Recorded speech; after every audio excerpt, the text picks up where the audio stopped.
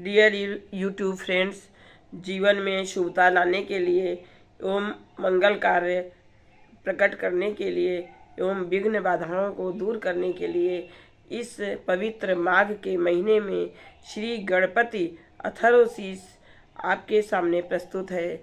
ओम नमस्ते गणपतये। त्वमेव प्रत्यक्षं तत्त्वमसि, त्वमेव केवलं कर्तासि, त्वमेव केवलं धर्तासि, त्वमेव केवलं हर्तासि, त्वमेव सर्वं खल्विदं ब्रह्मासि, त्वं साक्षात आत्मासि नित्यम्।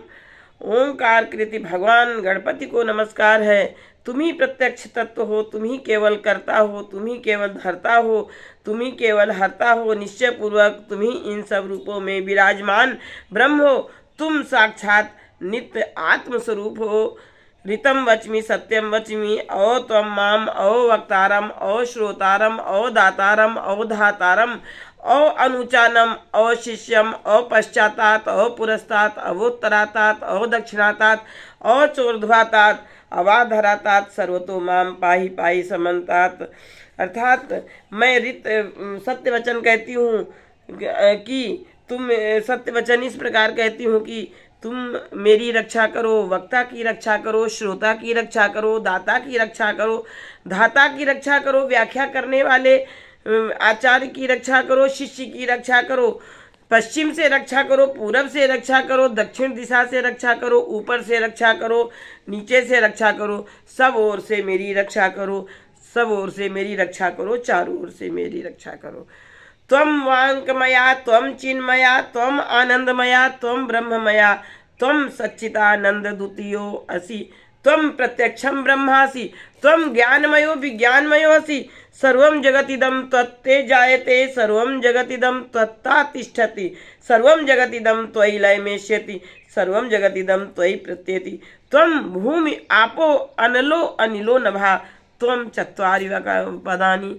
अर्थात तुम साक्षात वांकमय हो, तुम चिन्मय हो, तुम आनंद स्वरूप हो, तुम ब्रह्ममय हो, तुम सच्चिदानंद अद्वितीय ब्रह्म हो, तुम प्रत्यक्ष ब्रह्म हो, तुम ज्ञानमय और विज्ञानमय हो।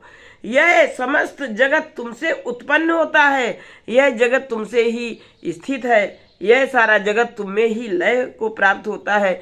इस सारे जगत की तुम में प्रतीति हो रही है। तुम भूमि जल अग्नि वायु और मध्यमा वाणी के ये चार विभाग तुम ही हो। त्वं गुण त्रयातीता, त्वं अवस्था त्रयातीता, त्वं देह त्रयातीता, त्वं काल त्रयातीता, त्वं मूलाधार स्थितो असि नित्यं, त्वं शक्ति त्रयात्मका, त्वां योगिनो ध्यायन्ति नित्यं। त्वं ब्रह्मा त्वं विष्णु त्वं रुद्रा त्वं इंद्रा त्वं अग्नि त्वं वायु त्वं सूर्या त्वं चंद्रमा त्वं ब्रह्म भूर्भुवः स्वरोम। अर्थात तुम तीनों गुणों सत्व रज और तम, तीन गुण कौन से हैं? सत्व गुण, रज गुण और तम गुण से परे हो। तुम तीनों अवस्थाएं, तीन अवस्थाएं कौन सी हैं? जागृत, स्वप्न और सुषुप्ति से परे हो। तुम तीनों देहों, तीन देह कौन सी हैं? स्थूल, सूक्ष्म और कारण से परे हो। तुम तीनों कालों, भूत, भविष्य और वर्तमान काल से परे हो। तुम मूलाधार चक्र में स्थित रहते हो। तुम तीन प्रकार की शक्तियां क्या हैं? इच्छा, क्रिया, ज्ञान तुम ही हो। योगी जन नित्य तुम्हारा ध्यान करते हैं। तुम ब्रह्मा हो, तुम विष्णु हो, तुम रुद्र हो, तुम वायु हो, तुम सूर्य हो, तुम चंद्रमा हो, तुम ब्रह्म हो। भू भुआ स्वा, ये तीनों लोग भी तुम ही हो। ओंकार वाच्य परम ब्रह्म भी तुम ही हो। गणादिम पूर्वम उच्चारम वर्णादिम तदनंतरम, अनुस्वारा परतरा अर्धेन्दुलसितं तारेण रुद्धम। एतत्तो मनुष्य रूपम, गकारा पूर्व रूपम, मकारो मध्यम रूपम, अनुस्वारा चांत रूपम, बिंदुत्तर रूपम। नादा संधानम संहिता संधि, शैषा गणेश विद्या गणक ऋषि, निश्चित गायत्री छंदा, श्री महागणपति देवता। ओम गम गणपतये नमः। अर्थात सर्वप्रथम गण के आदि वर्ण गा का उच्चारण करें, इसके बाद सभी वर्णों के आदि वर्ण आ का उच्चारण करें, इसके बाद अनुस्वार उच्चारित होता है। इस प्रकार अर्धचंद्र से सुशोभित गम उकार से अवरुद्ध होने पर तुम्हारे बीज मंत्र का स्वरूप ओम गम है। इसका पूर्व रूप है, आकार मध्यम रूप है, अनुस्वार अंत रूप है, तथा बिंदु उत्तर रूप है, नाद संधान है, संहिता संधि है, ऐसी यह गणेश विद्या है।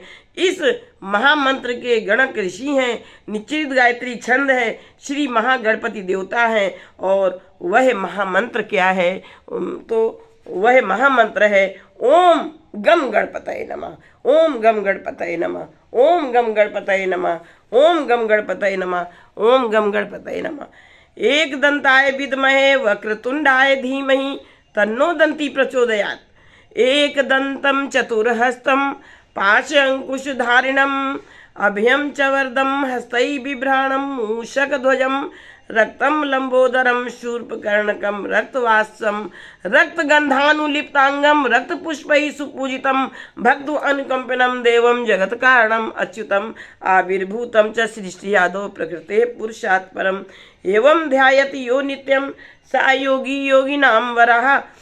इस प्रकार से तुम एक दंत को हम जानते हैं, वक्रतुंड का हम ध्यान करते हैं, वह दंती वह गजानन हमें इस प्रकार से प्रेरणा प्रदान करें। यह गणेश गायत्री मंत्र है। एक दंत चतुर्भुज, चारों हाथों में पाश अंकुश अभय और वरदान की मुद्रा धारण किए तथा मूषक चिन्ह की ध्वजा लिए हुए, रक्त वर्ण लंबे उदर वाले, सूप जैसे बड़े बड़े कानों वाले, रक्त वस्त्रधारी, शरीर पर रक्त चंदन का लेप किए हुए, रक्त पुष्पों से भली भांति पूजित, भक्त के ऊपर अनुकंपा करने वाले ऐसे देवता जो कि प्रथम पूज्य, जगत के कारण अच्युत, सृष्टि के आदि में आविर्भूत, प्रकृति और पुरुष से परे श्री गणेश जी को जो नित्य ध्यान करता है वह योगी सभी योगियों में श्रेष्ठ है। नमो व्रातपतये नमो गणपतये नमः प्रमथपतये नमस्ते अस्तु लंबोदराय एक दंताय विघ्ननाशिने शिवसुताय श्री वरदमूर्तये नमो नमः। अर्थात व्रात देव समूह के नायक को नमस्कार है, गणपति को नमस्कार है, प्रथम पति शिव जी के गणों के अधिनायक को नमस्कार है, लंबोदर को एक दंत को नमस्कार है, विघ्न विनाशक शिव जी के पुत्र वरद मूर्ति को नमस्कार नमस्कार बारंबार नमस्कार है। एतत् अथर्व शीर्षम यो अधीते सा ब्रह्म भूयाय कल्पते सा सर्व विघ्नै न बाधते सा सर्वथा सुखम ईदते सा पंच महापापात् प्रमुच्यते। अर्थात इस अथर्व शीर्ष को जो भी इसका पाठ करता है वह ब्रह्म को प्राप्त करने का अधिकारी हो जाता है। सब प्रकार के विघ्न उसके लिए बाधक नहीं होते, वह हर जगत सुख पाता है, वह पांचों प्रकार के महान पातकों तथा उपपातकों से मुक्त हो जाता है। सायं अधियानो दिवस कृतं पापम नाश्यति प्रातः अधियानो रात्रि कृतं पापम नाश्यति सायं प्रातः प्रयुज्यानो अपापो भवति सर्वत्र अधियानो अपविघ्नो भवति धर्मार्थ काम मोक्षम च विन्दति। अर्थात जो भी मनुष्य इस अथर्वशीर्ष का सायंकाल को पाठ करता है तो वह सारे दिन के किए हुए पापों का नाश कर लेता है। प्रातःकाल पाठ करने वाला व्यक्ति रात्रि के किए हुए पापों का नाश करता है। जो प्रातः सायं दोनों ही समय इस अथर्वशीर्ष का पाठ करता है वह निष्पाप हो जाता है। सर्वत्र पाठ करने वाला सभी प्रकार के विघ्नों का नाश कर देता है। ऐसा व्यक्ति चारों प्रकार के पुरुषार्थों को, चार पुरुषार्थ दोस्तों कौन से हैं? धर्म, अर्थ, काम और मोक्ष को प्राप्त करता है। इदम अथर्व शीर्षम अशिष्याय न देयम यो यदि मोहाधास्यति सा पापीयान भवति सहस्र आवर्तनाद्यम यम यम कामम अधीते तम तमन साधेत। अर्थात इस गणपति अथर्व शीर्ष को जो शिष्य ना हो उसे नहीं देना चाहिए, यानी कि जिसकी इस अथर्व शीर्ष में प्रीति ना हो उस व्यक्ति को इस अथर्व शीर्ष पाठ को नहीं देना चाहिए।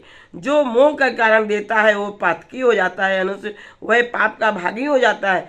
मनुष्य जिन जिन कामों कामनाओं का उच्चारण करता है उनकी सिद्धि इसका सहस्र हजार बार पाठ करके ही कर सकता है। अर्थात कहने का मतलब यह है कि अगर कोई व्यक्ति अपने मन में कोई बड़ी कामना को लेकर के करता है और अगर वो व्यक्ति इस अथर्व शीर्ष का पाठ सहस्र बार माने 1000 बार पाठ करता है तो उसकी कामना की सिद्धि अवश्य होती है, उसको उस कामना की प्राप्ति हो जाती है।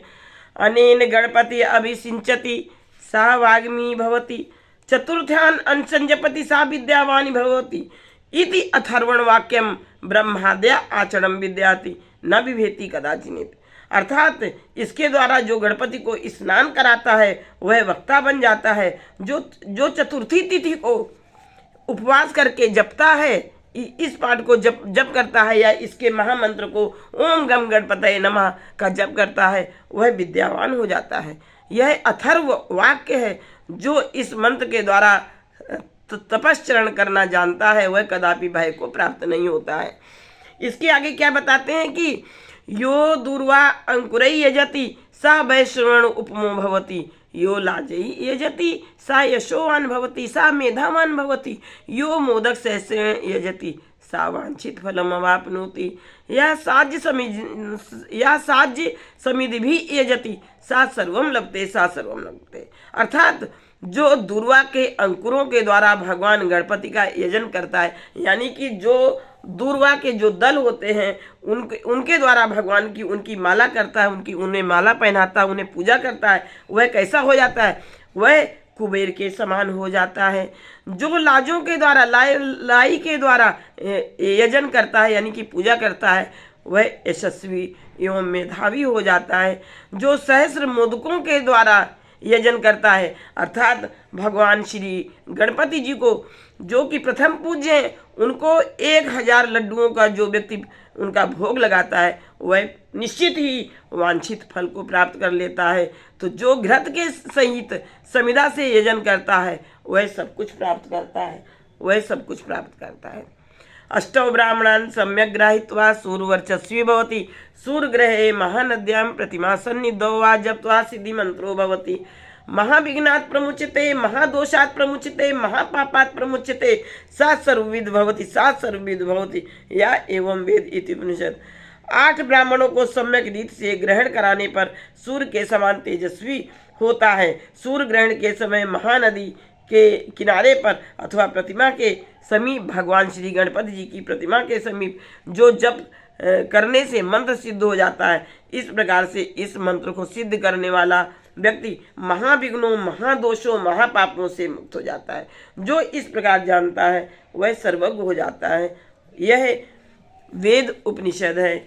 इस प्रकार से यह हमारा गणपति अथर्वशीर्ष पूरा हुआ। जय गणपति महाराज की जय।